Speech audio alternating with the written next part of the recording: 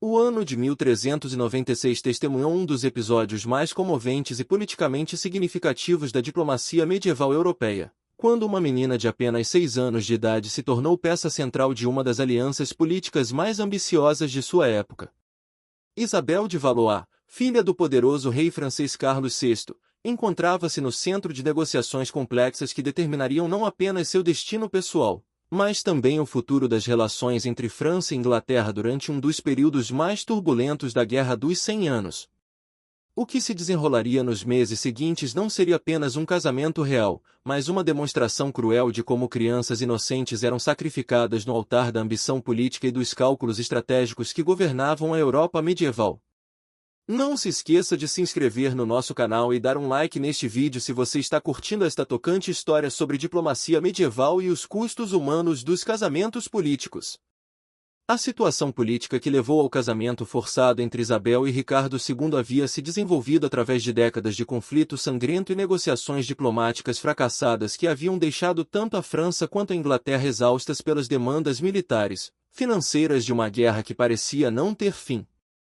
A Guerra dos 100 Anos, que havia devastado ambos os reinos por gerações inteiras, havia entrado em uma fase particularmente destrutiva durante a década de 1390, com campanhas militares custosas que drenavam os tesouros reais e criavam instabilidade social crescente em ambos os lados do Canal da Mancha.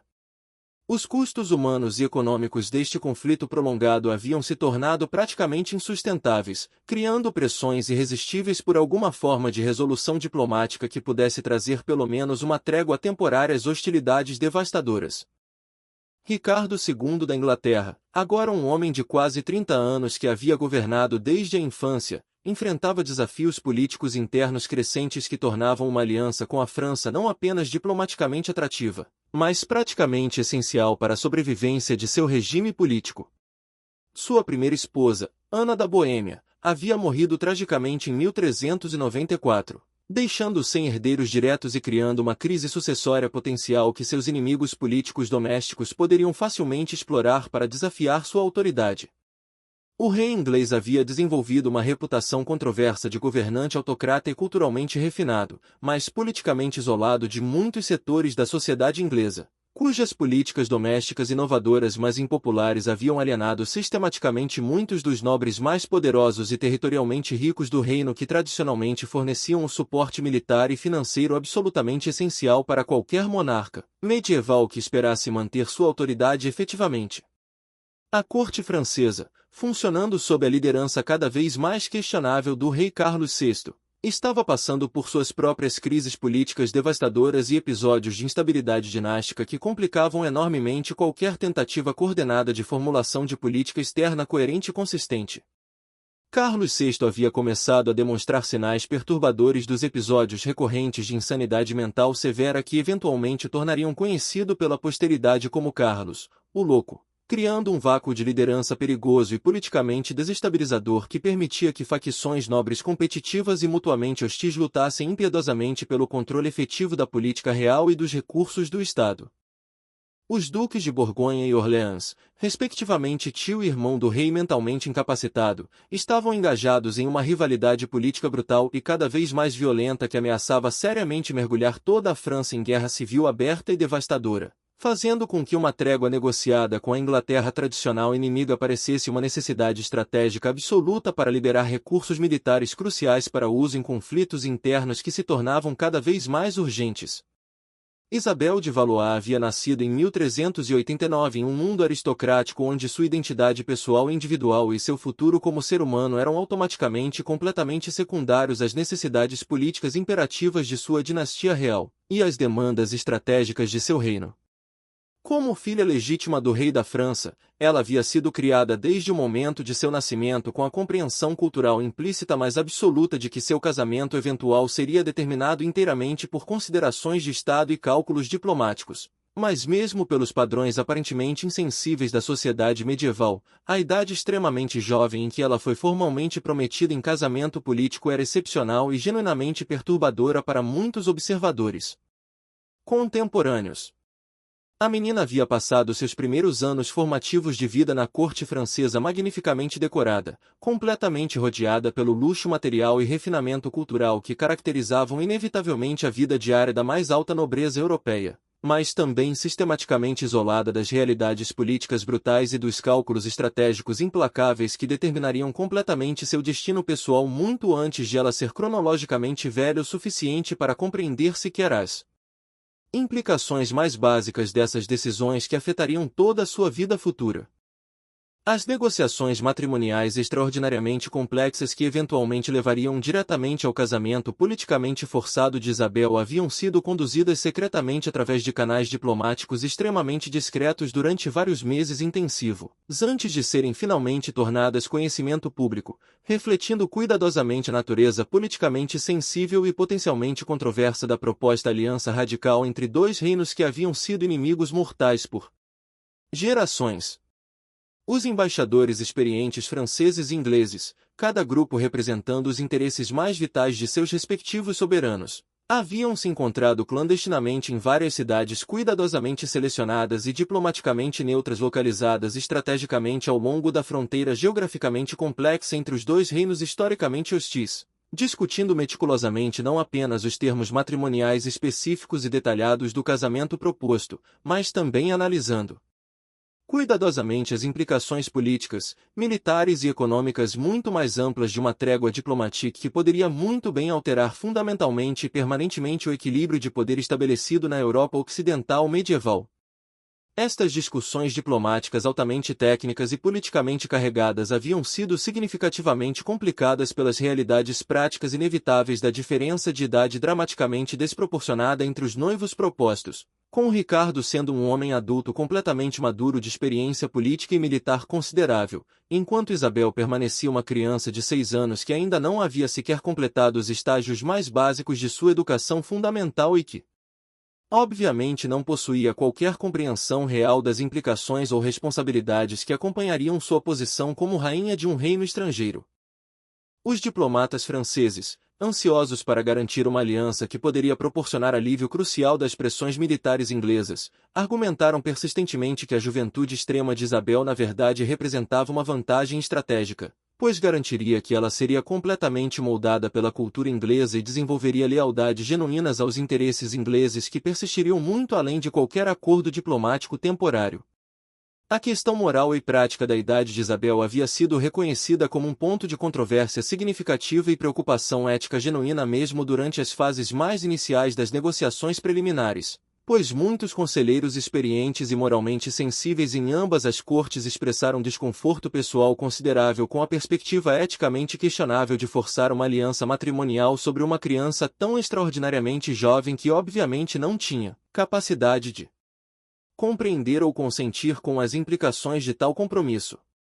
No entanto, as pressões políticas externas e militares imediatas que enfrentavam ambos os reinos de forma cada vez mais urgente eram tão intensas e estrategicamente críticas que essas considerações morais perfeitamente válidas foram rapidamente e sistematicamente superadas por cálculos estratégicos frios e aparentemente implacáveis sobre os benefícios diplomáticos e militares potenciais da aliança proposta.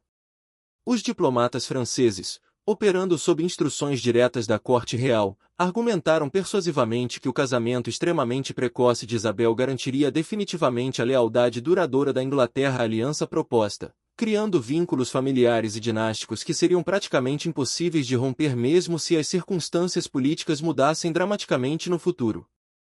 Simultaneamente, os negociadores ingleses experientes viam estrategicamente o casamento político como uma oportunidade diplomática única de neutralizar permanentemente a ameaça militar francesa tradicional enquanto potencialmente ganhavam acesso valioso aos recursos continentais, substanciais que poderiam significativamente fortalecer a posição política doméstica de Ricardo contra seus críticos crescentes e oponentes nobres que questionavam cada vez mais sua competência como governante. O anúncio público formal do casamento cuidadosamente planejado criou reações políticas dramaticamente divididas e emocionalmente carregadas em ambos os reinos, refletindo acuradamente as complexidades políticas subjacentes e as sensibilidades culturais profundas que inevitavelmente cercavam a proposta aliança revolucionária entre inimigos históricos. Na Inglaterra, Muitos nobres veteranos que haviam dedicado literalmente suas vidas inteiras lutando militarmente contra os franceses em campanhas sangrentas e custosas expressaram ceticismo profundo e até mesmo hostilidade aberta sobre a sabedoria política da proposta trégua, que poderia muito facilmente ser interpretada pelos súditos ingleses como um sinal perigoso de fraqueza nacional ou até mesmo capitulação humilhante diante do inimigo tradicional. Alguns críticos políticos mais vocais de Ricardo viram o casamento controverso como evidência adicional e incontestável de que o rei estava muito mais interessado pessoalmente em arranjos diplomáticos sofisticados e culturalmente refinados do que na defesa militar, vigorosa e tradicional dos interesses ingleses históricos e territoriais, uma percepção pública cada vez mais generalizada que contribuiria significativamente para a oposição política crescente e organizada que eventualmente levaria diretamente à sua deposição catastrófica e morte. Na França, as reações públicas e privadas ao casamento politicamente planejado foram igualmente complexas, contraditórias e intensamente carregadas de implicações políticas de longo prazo. Algumas facções influentes na corte francesa viam estrategicamente a aliança proposta como uma oportunidade diplomática dourada de neutralizar efetivamente a ameaça militar inglesa persistente enquanto a França lidava internamente com suas próprias divisões políticas crescentes e potencialmente catastróficas, mas outros nobres franceses tradicionalistas e militarmente orientados expressaram preocupações sérias e bem fundamentadas sobre a sabedoria de entregar uma princesa francesa legítima a um rei inglês que poderia muito facilmente usar o casamento como justificativa legal para legitimar futuras reivindicações territoriais ambiciosas na França continental. A juventude extrema e vulnerabilidade óbvia de Isabel também gerou discussões morais e teológicas consideráveis sobre a adequação ética e cristã de forçar uma criança inocente a se casar com um homem adulto. Mesmo reconhecendo relutantemente que tais casamentos políticos arranjados eram práticas diplomáticas completamente estabelecidas e amplamente aceitas na sociedade medieval europeia. A preparação sistemática de Isabel para seu casamento politicamente forçado envolveu necessariamente uma educação cultural acelerada e emocionalmente intensa em etiqueta inglesa, língua estrangeira e costumes sociais que era simultaneamente educacionalmente valiosa e psicologicamente traumática para uma criança de sua idade impressionável e sensível. Tutores altamente especializados e culturalmente experientes foram especificamente trazidos para a corte francesa elaborada para ensinar meticulosamente a menina as habilidades linguísticas complexas e competências culturais sofisticadas que ela precisaria, absolutamente para funcionar efetivamente na corte inglesa dramaticamente diferente, um processo educacional intensivo que necessariamente e inevitavelmente envolveu separá-la progressivamente de sua família amorosa e do ambiente cultural familiar que constituía todo o seu mundo conhecido. Estas lições educacionais formais eram frequentemente e previsivelmente interrompidas pelas lágrimas sinceras da menina, que obviamente não conseguia compreender completamente por que estava sendo sistematicamente forçada a aprender obsessivamente sobre um país estrangeiro hostil e preparar-se emocionalmente para deixar permanentemente tudo e todos que ela conhecia e amava. Os arranjos práticos elaborados para o casamento cerimonial e a transferência física permanente de Isabel para a Inglaterra revelaram cruelmente a natureza puramente transacional e completamente desumana da aliança do ponto de vista dos negociadores adultos que a organizaram. Detalhes financeiros específicos sobre o dote substancial, os direitos territoriais complexos, as provisões educacionais para o desenvolvimento intelectual continuado de Isabel na Inglaterra e os arranjos domésticos detalhados para sua vida diária futura na corte inglesa foram todos negociados metodicamente com exatamente a mesma precisão técnica e frieza emocional aplicada rotineiramente a qualquer outro tratado comercial ou acordo militar entre estados soberanos. A própria menina, apesar de ser o foco central de todas essas negociações elaboradas, era muito raramente consultada ou mesmo informada sobre essas decisões fundamentais que afetariam dramaticamente e permanentemente toda a sua vida futura, refletindo acuradamente as atitudes sociais medievais profundamente arraigadas sobre os direitos limitados das crianças e o papel puramente instrumental das mulheres na política dinástica e diplomacia internacional. A cerimônia de casamento elaborada em si, realizada com pompa considerável em outubro de 1396 na igreja historicamente significativa de São Nicolás em Calais, foi cuidadosa e estrategicamente projetada para ser uma demonstração pública impressionante do poder político, riqueza material e prestígio cultural de ambos os reinos participantes, mas também se tornou inevitavelmente um espetáculo público perturbador e emocionalmente carregado da vulnerabilidade humana fundamental de Isabel diante das forças políticas implacáveis que controlavam completamente seu destino pessoal. A menina, vestida artificialmente em roupas adultas elaboradas e cerimoniais que apenas enfatizavam ainda mais dramaticamente sua juventude extrema e fragilidade física óbvia, foi conduzida metodicamente através dos rituais matrimoniais religiosos complexos e politicamente carregados com uma compostura externa que genuinamente impressionou muitos observadores adultos presentes, mas que também destacou cruelmente a natureza completamente artificial e emocionalmente forçada de toda a cerimônia. Elaborada.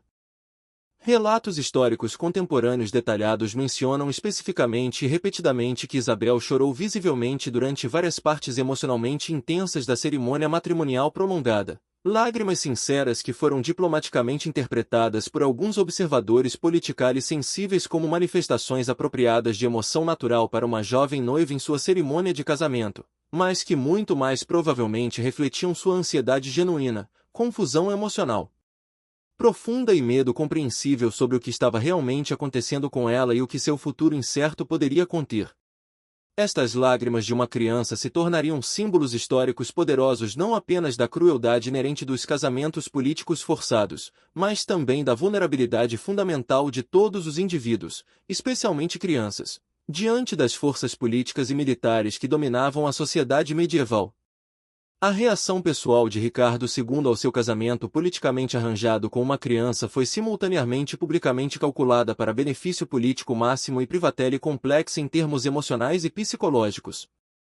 Publicamente, ele tratava Isabel consistentemente com toda a cortesia protocolar apropriada devida a uma rainha legítima, proporcionando-lhe cuidadosamente educadores qualificados e competentes, acomodações luxuosas e apropriadas para sua posição real, e a posição cerimonial e social oficial devida exatamente à sua posição dinástica, mas a natureza obviamente não consumada e emocionalmente estranha do casamento necessariamente criou situações sociais a vivar e politicamente problemáticas na corte inglesa tradicional. O rei aparentemente desenvolveu um afeto pessoal genuíno e paternal pela menina vulnerável, tratando-a consistently mais como uma filha adotiva querida do que como uma esposa política. Uma dinâmica interpessoal que foi simultaneamente humanamente tocante e politicamente problemática, pois destacava inevitavelmente a natureza fundamentalmente artificial e politicamente construída do casamento diplomático. A vida diária estrutura de Isabel na corte inglesa foi extremamente cuidadosamente planejada e supervisionada para proporcionar-lhe simultaneamente educação cultural adequada para sua posição e proteção cuidadosa das realidades políticas mais brutas que ela era, obviamente muito jovem para compreender ou processar emocionalmente.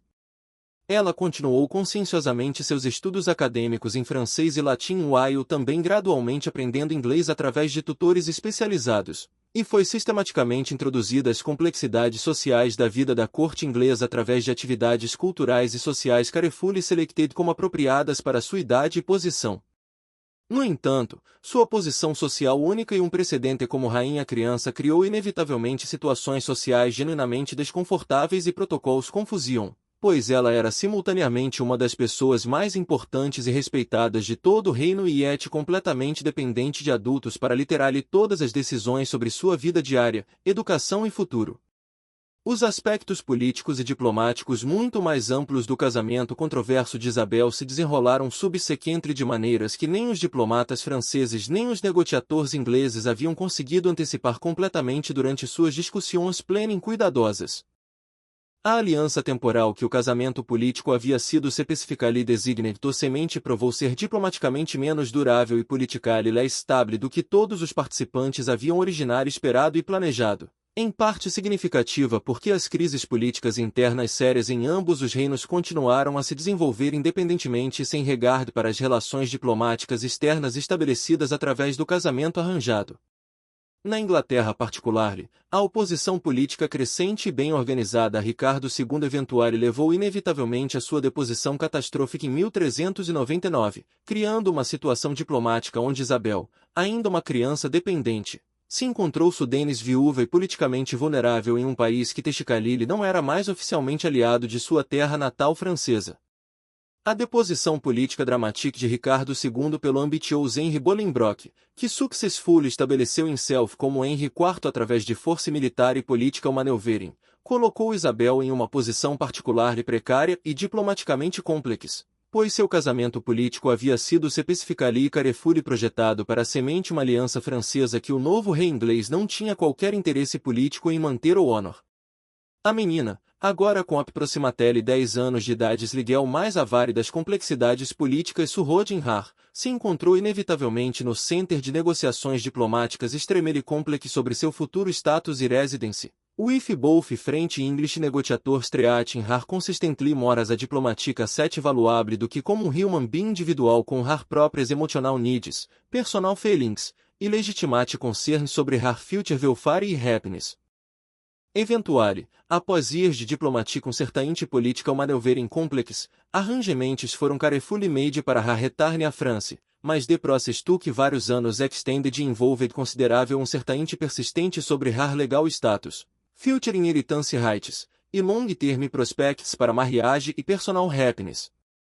Her return eventual à frente court marked definitivamente the end de um dos experimentos diplomáticos mais moralmente perturbadores e politicamente questionável da entire era medieval, mas também served como um reminder extraordinariamente powerful dos human costs devastating das political alliances que consistently treated crianças inocentes como mere pawns expendable em games de power adult onde personal happiness e individual welfare eram routinely sacrificed para perceived e tate interesse.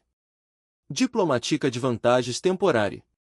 A história trágica da princesa Isabel de Valois permanece como um dos exemplos históricos mais moralmente tocantes e humanos compelling de como crianças inocentes e vulneráveis eram sistematicamente sacrificadas aos imperativos supposedly superior da política de State na Europa medieval. Suas lágrimas sinceras durante a cerimônia de casamento forçado não eram merely manifestações de childish emotion ou inappropriate behavior, mas símbolos extraordinariamente powerful da fundamental human vulnerability diante de forças políticas implacáveis que considered até mesmo as crianças mais young e innocent como recursos available para exploitation para strategic advantage diplomatique. Sua história personal serve como um reminder sober permanente de que behind os grands moviments apparem da história política e diplomática estavam frequently individual human beings cuja basic humanity e personal dignity eram routinely subordinated às demands, seemingly mais importante dos states e dynasties que claimed their absolute loyalty sem oferem em return qualquer protection meaningful ou consideration para their personal welfare e emotional needs.